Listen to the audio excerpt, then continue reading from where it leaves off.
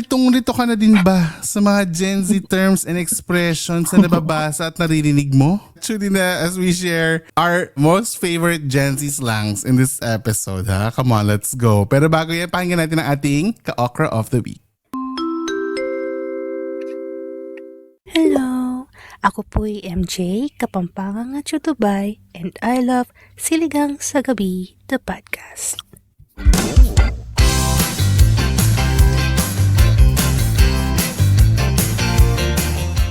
Click the follow button and the notification bell para updated ka pag may bago tayong upload. Hello, ka-okras all over the world! Welcome to episode 225 of Siligang sa Gabi, the podcast. Ako po ang iyong Jed Seller na si Jed, together with our Eat Girl Isha. At of course, ang ating naghihikab na tinago na lang niya, si Mike. Hindi ba po kasi siya nakakapagkape? Na si Mike Tan. Oo. Hello sa inyo guys. Welcome. Parang hindi naman, nagpalit lang ng dami. Booking din. Nagpalit lang ng dami. Oo, nagpalit lang ilaw tsaka ng damit. Oo, pero same weekend. Same day. Oo, same day. Okay, umpisa na ng year 5 natin. Ituloy-tuloy natin ang journey to 1 million downloads. Kaya naman keep on sharing the pod and stream our episodes Siligang Express on Mondays 10 a.m. and Siligang sa Gabi main episodes every Wednesday 12 noon wherever you get your podcast. Pati sa YouTube na konting-konti nilang 1,000 subscribers na tayo. Ano masasabi niyo dyan? Oh my Mag-subscribe God. na kayo. Dagdagan niyo rin yung subscribers ko, please. Kung 1,000 Wala naman naman dun eh. Hindi na nag-upload eh. Oh, yung ball trip natin. Yung ball trip natin. Oo. Alam mo yung YouTube ko nga na-demonetize eh kasi hindi ako nag-upload. Oh no. Upload ka! Oo, wala na ako sa demonetization monetization. Mag-upload ka lang ng kung ano-ano na clips dyan sa Netherlands. Netherlands. Hoy, hindi ako nakulong. Hindi ako nakulong. Sorry. Walang dito sa Hindi ba ikaw yung nahanap mo Hindi ako yung Diba, sa parang kongreso. Si Bato pala yun. Akala ko nga ikaw yung na-wheelchair. Yung naka-wheelchair na Hayop kayo. Huwag niyo ikumpara sa mga Bigla daw tulisan. nahilo habang papasok ng Si galing. yung attorney ba yan? Galing nga eh. Ay, Diyos ko, napunta pa ako bigla sa dahig. Ano ba to? Hindi ako yon. So, mag-subscribe na kayo sa YouTube para makapag-upload ako ng mga buhay ko sa piitan. Sa piitan? Dahig. Go na kayo. Search nyo lang ang Siligang sa Gabi on YouTube. And we release special cuts of the vidcast sa YouTube ha. Kaya mag-go na kayo dyan para makanood din kayo ng mga tawanan namin sa episodes. Go na. Correct. Pero kung gusto niyo ng full vidcast, nasa patreon.com/Siligang sa Gabi lang yan. Kung gusto niyo ng full extended version ng ng episode na ito. Okay? Simulan na natin kasi may hinahabol tayong oras. Honesty is the best policy. Correct. So ngayon nandito tayo, may discuss tayo na parang titos and titas teach the world, the children, how to be grateful. Sabi naman. Kasi gusto natin matuto rin ng mga ka-okras sa mga Gen Z slangs. Magturuan tayo. Para hindi tayo nahuhuli sa mga usapan ng mga bagets. Pero disclaimer, sa mga Gen Z nakikinig, paumanhin kung meron kaming masabi or ma-explain na mali. Kung ano. Yes. Kasi kaya kami nandito. We try our best. Learn. We wanna Please learn correct from you. us. Mag-comment kayo pag may mali or na Oo. Kung mali ang pagkaintindi namin sa slang nyo, pasensya na. Kasi nga, matatanda kasi na kami. Kami yung generation na kapag kinorek, inaano naman namin. Tinatanggap at May mali rin ba? Mali na agad. Pakisabi na offend ba kayo may sa sinabi ko? Please say sorry. Kami yung May pasading. Ay, mag-sorry. Oo. Generation kasi namin yung nag-sorry lang tapos na-elect na uli. Kaya Grabe. talaga. Nag-neck brace lang tapos nag-sorry, okay na uli. Kahit nang We dahil are sa so election. correct. Diba? Anyway. Hello, Garci. Mama, nakakalimutan nyo. Hello. But Galing, no? anyway. Parang Galing. taping. Biglang Sobrang tinanggal yung galing. neck brace. Parang Oo. superhero. Tinanggal yung neck Totoo. brace. Gagaling. Gagaling na ng mga politiko.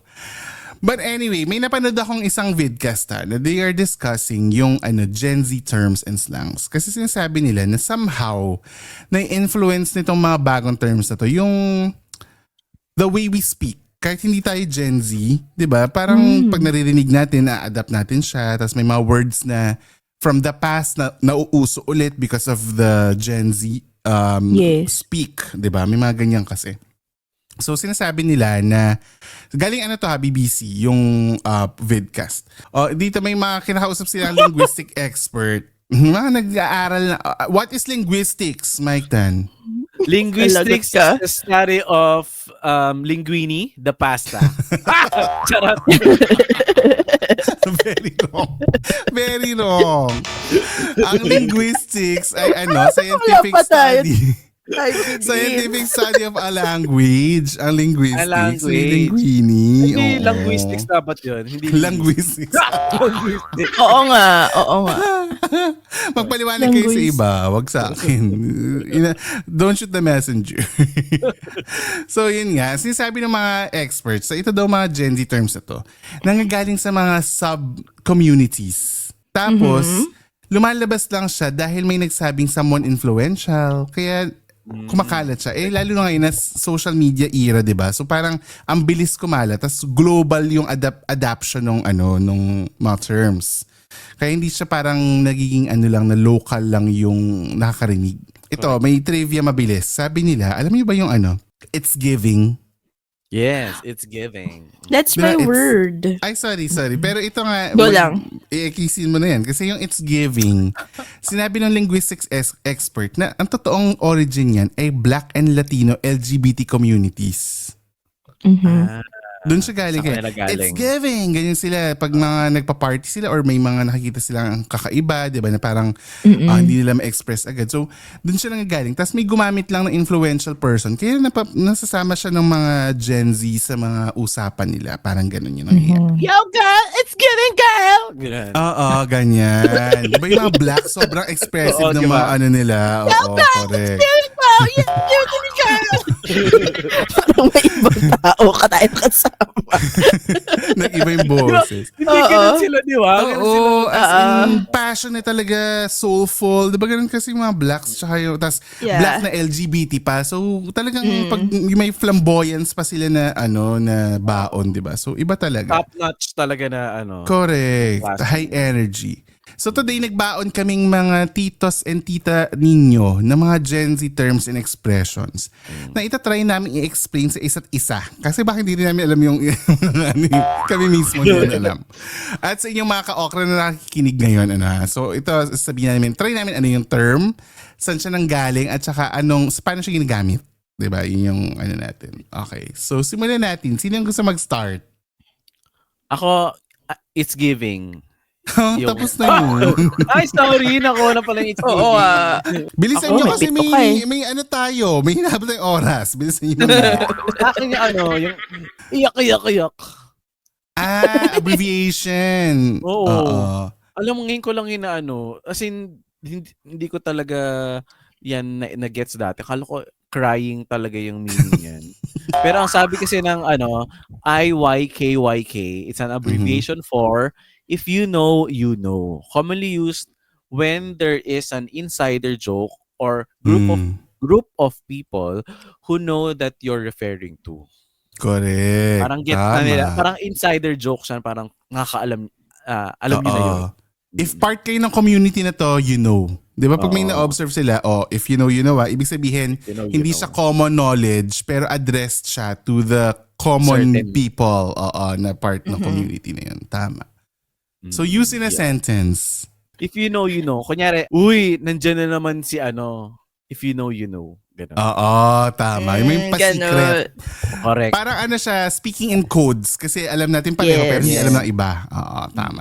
Okay. May dala na naman si if you know, you know. Oo, totoo. So, para siyang Okay. yung natin na alam mo na. Yung Oo, gano'n. yeah. Or, di ba? Parang, alam mo na, ayan na siya. Nag-evolve lang. Sumusya lang. Oo. Yak. Okay. Ganun. Ako, meron akong isa. Ito hindi Sige. lang limited sa minake sure ko na hindi siya limited lang sa worldwide Gen Zs lang. Ito ay yung mga nauuso rin sa Pilipinas. Okay. Ito ang akin ay Boogs. Ay, Ano ba yan? Alam mo? Tingnan mo yung lahat na yan. Kaya nga sabi ko Ubus na yung magdala kay kayo Isha. ng di ba? 5. Tatlo na lang yung kay Isha. Boogs. Ito ang contemporary take on Lahat pala bongga. nauna na ako. Di ba? Kasi dati, Boogs. ang bongga naman yan. Bongga. Ngayon, Boogs. Ganun na lang yung mata. Yun na yung bongga. I personally it's- use this, Boogs. Oo, correct. It's used when something is extravagant. Yung parang hindi mo inakala na aabot sa ganun level ng kabonggahan, di ba? Kaya yun yung Boogs. Kaya kunwari minsan, ito yung sinasend natin. Boogs, naka-private plane papuntang The Hague. Charing. oh. Boogs. Bongga, naka-private Boogs. plane. Oo, Boogs binayaran ng gobyerno para mahuli. Charing. Boogs, may pag-iyak sa hearing ng mga fake news. Charing. I deserve it. Oo, yung mga fake news peddlers, pag na question, iiyakan tayo. Ano to? Iyak kayo ngayon. Iyak. Yan ang- Yak. Oo. So yan ang yan ang Boogs. Okay. Ikaw naman, Ish, ano ang baon mo? Para masabi mo naman yan. Bili, para baka maubusan ka na. Correct. Go, Ish. Ito medyo kadugtong din siya ng Boogs. Slay. Ay, true. Diba? It's, Slay. ano siya, like parang something impressive or parang kabog din, di ba? Slay. Oo.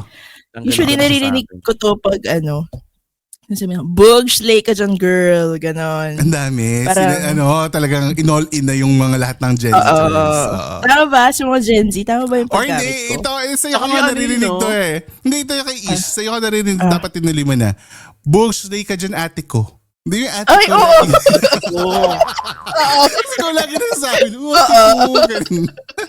Alam mo, uso yung pati yung ate ko. Oo, uso ate yan. ko. Tapos yung spelling niya, ATECCO. Ate ko. Ate ko. Oh, ate ko. Minsan you. Kabog Hindi ka dyan, siya ate ko. Ganyan. Oo, ganun. Kabog ka dyan, ate ko. Napatunayan ko yun yung ate ko sa Gen Z. Kasi meron ako na-meet na players na badminton. Bagets, mas baget sa amin. Tapos nag-message siya na parang, ate ko, gumanon. Sabi ko, ba't ako nagkaroon ng kapatid? Tapos ate yung tawag na akin. Parang, gusto ko sa inyo yan? Parang, hindi ako nag-girl. Ang sarap kasi niya sabihin. Ang sarap As is sabihin. kami na mga guys na parang, Oo. kuya, ganyan, tito, ganyan. Siya Never ako lang. na-encounter na nagtatawag sa akin na ate ko. Ate ko. Talaga ako, ate ko. Naglaro ba kayo Naging sa ano ganyan? na siya, naging parang naging generic na siya. Kasi di ba dati yung girl, ma-offend kapag sabi, uy girl, wag kang di ba? Oo. Pero ngayon lahat tinatawag na girl kahit lalaki o babae. Di ba? Girl, wag kang, di ba? So, Umaarte, ganun talaga. ganun. Oo, nag-evolve Mga ano to, yung language. Mga mid-20s to, tong si bagets ate na ko. to. Tinawag ko, ate ko. Sabi ko, Ako nga kay Isha ko nga narinig yun, mid-30s na si Isha. Oo. Kasi sa mga ka-teammates ko ngayon, very mga bata. Gen Z. Oo. nakakatuwa. Baka it's a generational thing talaga. Oo, O hindi ako na-offend natatawa lang ako. Oo, nagulat lang si Mike kasi ate Gulat ko. ako na gano'n na pala yung mga usapan. Pero totoo, yung slay ganun nga siya. Pag exceedingly well yung performance o yung itsura, di ba yung slay, ganyan yung Ginagamitan nila lang yung nails na parang gano'n. Yung, di ba, Ay, hindi ko nails? alam yun. May ganong Yung emoji na may nails. Emoji na may nails. Tsaka nail sa polish. pag-text. Oo, slay, pag-text. slay, Oo, gano'n. correct. Tapos, Kasi meron dito yung kasama ko sa work. Tinuruan siya ng mga, 40 plus na siya. Tinuruan siya ng mga Gen Z niyang ka-work sa grocery na ang ibig sabihin ng slay. So tinanong siya, sabi niya, do you know what slay means? Gumanon sa kanya. Sabi niya, patayin. oh, di ba? Oo. Kill, di ba? Slay kill. So, mali. Mali yung sagot Cute. niya. So, tinuruan siya. na slay is ganyan. So, lagi na niya slay, ganyan. Diba? So, yun. Okay, Mike, ikaw, ano yung next mo? Ang next ko ay, sheesh! Ay, alam niyo okay. yan. Anong ibig sabihin ng sheesh? Sheesh Yun yung may is an pagturok sa, expression. may pagturok sa veins, diba? Oo, Sheesh. Na naka pa yung Oo. mata pag sabi. Sheesh. Mm. Nauso rin Okay. to. Sheesh is an expression used when you are impressed by something, you can use it to praise someone for looking good or doing something good.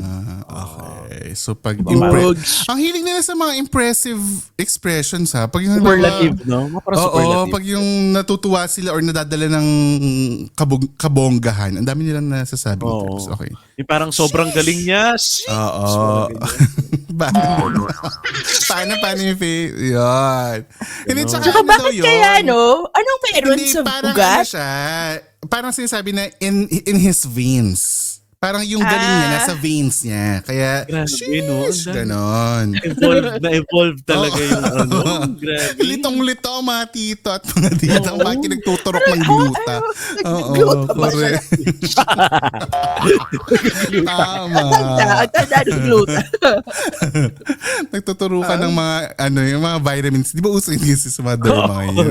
Yun sa ugat dire-diretso. IV, mga IV. Oo, IV, intravenous chururut. Okay. Ako naman, ang next kong baon ay let him cook.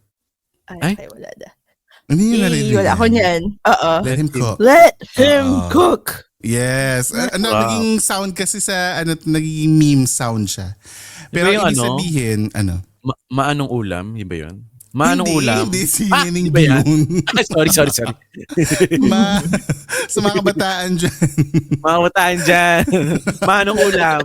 Si Neneng Bion, nagbebenta ng sausage dito. Yung phrase na let him cook essentially means to let someone do their thing. Lalo na pag ang POV mo ay observer ka, tapos gusto mong sabihin sa mga tao na wag niyo siyang pakialaman, let him do his thing, let him cook. Let him cook. Parang ganon. So parang ang sinasabi mo, sinasabi siya in parang mga eksena na pag gusto nating makita kung ano yung magiging turnout nung ginagawa niya, it's because dahil we're waiting kung ano yung discarding niya o dahil may doubts tayo na kung kaya niya bang gawin o hindi. Parang ganon. So pag halimbawa sinasabi na may something impossible ginagawa si Mike, tapos sabi ni Isha, ay ako na dyan, no, let him cook. Gaganinin ko si Isha. So let him cook, let him do his thing. Yes. Yes. So yun ang let him cook. So hindi ito yung Let Junior Master Chef babae edition. Hindi ganun na. Babae Dapat si ano to, edition. si Chef Chico. Chef? Paano yung chef? Ano spelling ng chef? Si Chef Chico. Ano spelling ng chef? Jed, let me cook. Let me cook, Jed.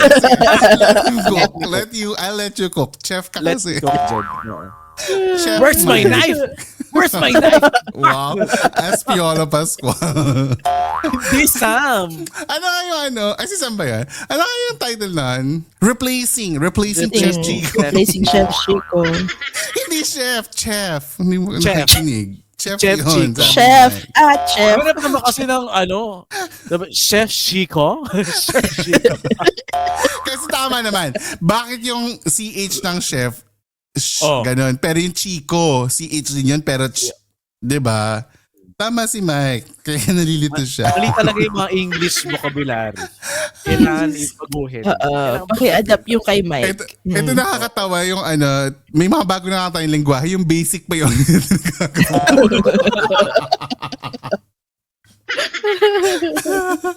Litong-lito na. Nakakailan na tayo. 4. Isa pa. Isa. Go, Ako. Isha. Kay Renzo ko to narinig sa GC naming magkakapatid.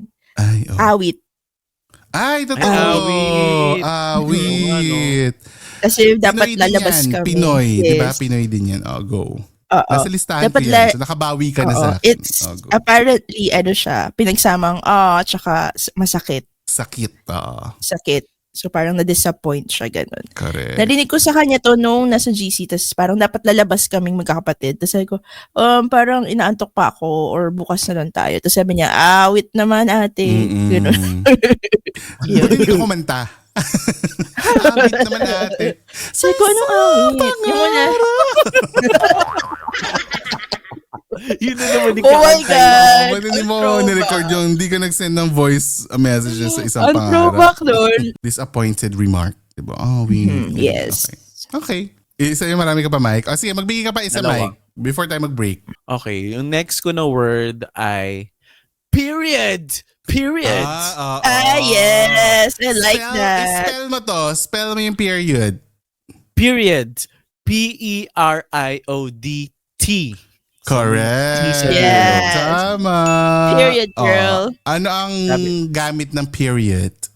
Period is an even more final version of period, used to True. emphasize the finality Diba? of a statement. Oo. Ano lang to sa atin Period. Para makarelate yung mga millennials. Ano yan? Ano yung sa atin? Yung period no erase. Period no erase. Oo, yung Ah. nilalak pa yung Yan yung sa atin. Oo. Tinatapon Nilalak yung pa. Period no Oo. erase. Tsaka tinatapon yung eraser. Di ba yung mga ganun Oo. tayo dati?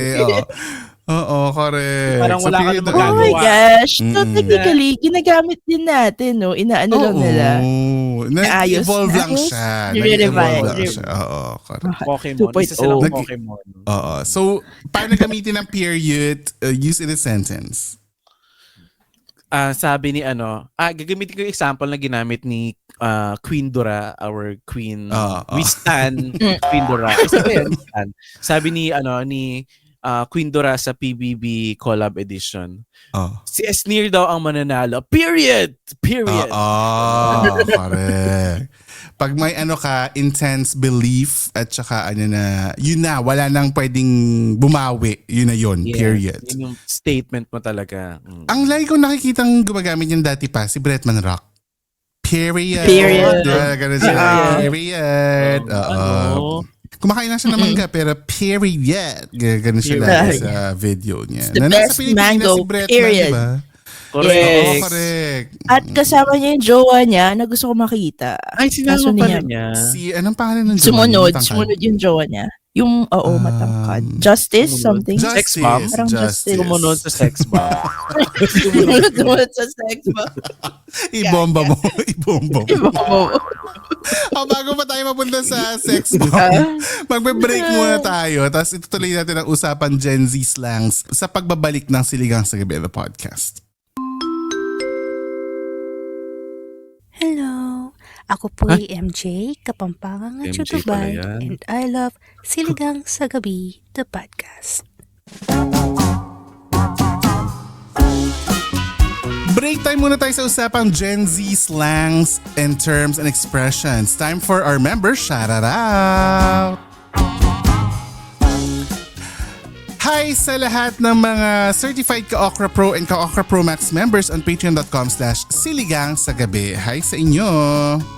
Hello kay Trisha, Ashley, Motherlai, Leica, My G, Nurse Camille, Priest Bison, Kathy Dar, Marlene Faye, Alporto, Roguel, JV, Rara Rams, Roy C, Jen TC, Letas Oreo, Zaran, Vida Margaret, Jeremy, Lemon, Jermaine, at kay Nix. Hello! Hi guys! Hi guys! And hello din sa inyo, Marinel, Jean, Joseph Kirby, Manags, RG, Valerie, JP, Christian J, Mama Batong Bakal, Nanay ni Rio, Moana, Primrose, Maida, Darna, Jay, Cassandra, Marky O, Mickey, Ren, Aid, Kat, Dayan, China, George, Miel, and Welmer. Hindi kinain ng one breath. Oo, hindi kinain ng Yes. one breath. Goal At ko yan, hello din one sa breath. inyo, Jennifer Shaula at A. Mads, Franklin Zarina, Gio, Aiko, Moy, Kims, Ozel, Mark, Vernice, Norley, Janie from the Block, Emma Maui, Tita Cecil Belshane, Sheila, Fernie ng Carla, Nurse Bren Manzo, at kay Dave. Hi guys! Thank you so much for being here sa Patreon. Dahil sa inyo ay nagkakaroon tayo ng live recordings every end of the month na schedule ngayong April kasi nagkagulo yung schedule namin, so abangan nyo yung live recording announcement natin. At dahil din sa inyo, nakakatulong tayo sa ating chosen organization dahil part of your subscription ay sinishare natin sa kanila. And for the month of April, napili natin ang The Peter Project, a livelihood initiative na tumutulong para magkaroon ng kabuhayan ng mga kababayan natin na fisher folks. So mag-subscribe na kayo sa patreon.com/silingangsagabi at make sure na naka-Okra Pro or Pro Max membership kayo para makatulong tayong lahat sabay-sabay sa Peter Project. So go na kayo dyan, okay? Aasahan namin sa patreon.com/siligang sa gabi. Ngayon naman, diretso na natin ito sa i-shoutout sa gabi. Ang shoutout natin ngayon ay I'm gonna be reading comments from Spotify from episode 221, yung The Movie Watch List. Yeah. Okay, let's start with ito, birthday daw niya. Ang username niya ay letter C, as in letter C lang. Mhm. Sabi niya, "Hi Jed, Isha, and Mike. I'm Cherry, and today is my birthday. I hope you can greet me in the next episode. Happy birthday, Cherry." Happy birthday, Cherry! Cherry on Yes. top. Kaya pala Yeah. Si may kanta pa, Cherry. I'm so sorry. 2 weeks ago pa pala tong comment mo. happy At birthday, ngayon lang. I'm so Cherry. sorry. Advance happy birthday for next Oh, year. for Next next year. year. Yes. Tama. Tapos sabi niya, ang go. sweet. Sabi niya, it will be the best birthday gift ever. I've been a fan since Oh. 2022. Oh, thank you, Cherry. Oh, thanks, Cherry. Uy, 2022. So, oh my God, 3 years na siya nakasubaybay sa Siligang sa Gabi. Thank you so thank much. Yes. Happy Nawa ay nagkaroon ka ng masayang birthday. Correct. Correct. Happy birthday. Anyway, asan pa? Ito, may mga nag-recommend na mga panonoorin. Ay, Isa sige, dito go. si Janine. Sabi niya, I highly recommend High Potential Season 1. 13 episodes. You can watch it on Disney Plus and Hulu. It's a Okay. drama mystery crime series. Ang ganda nito. Tapos may High pagka-bless potential. pa siya. Ang ganda. Okay. Yes. Gusto natin yung nagsishare-share tayo ng mapapanood. Correct. Mm. Di ko pa Okay, may isa napapanood pang yun. comment dito, hindi ko babasahin. Pero, at least ni-recommend niya na manood ng Incognito. Kasi may iba pa siya ako na lang sinabi. magbabasa niyan. Ako na lang Hindi, basahin nyo na lang sa Spotify. Nasa Spotify Yes. yung comment. Oh, gusto But nyo thank you na-intriga kayo. for still recommending Anong Incognito. pangalan? Anong pangalan niya? Si Mark T. Hi, Mark T. Salamat. Yes. Para lang alam nyo, baka sabihin naman ni Mark T, hindi naman pala binasa yung comment ko. Pareho kasi kami ng comment ni Mark T na Yes. not so yung interface ng Don't worry. IYTFC. We're fixing it. We're fixing it. Kaya sabi niya, sa Netflix Abangan ka lang nyo! kayo manood. Abangan nyo kasi! Abangan nyo! Yung mga taga-ABS, nag-aano sila. Okay, last na, ito na, si Danny. Nagustuhan niya yung ni-recommend mo, Jed, na My Old Ass. Sabi niya, I just watched My Old Ass. Ang ganda. I recommend din sa mga friends ko. Thank you po sa mga suggestions. Perfect. So, appreciate itong that. dalawa hindi pa nanonood ng My Old As na una ka pa sa kanila. So, thank you for Paying watching kopya. my recommendation. Hinihingi yung kopya nun. Pinapanood din sa Prime Video. Go na. So, kung gusto nyo rin ma-shout out ni Isha sa Ishara-Route, ay lang kayo, comment kayo wherever sa socials or sa platforms kung saan kayo nakikinig ng podcast at babasahin namin yan isa-isa. So, kumalma lang kayong mga nagko-comment dyan at bababasa yan lahat sa episodes natin. Okay? Ngayon naman, back to the episode. Ano na ang mga susunod pang mga terms na bibigyan natin ng linaw from the Gen Zs?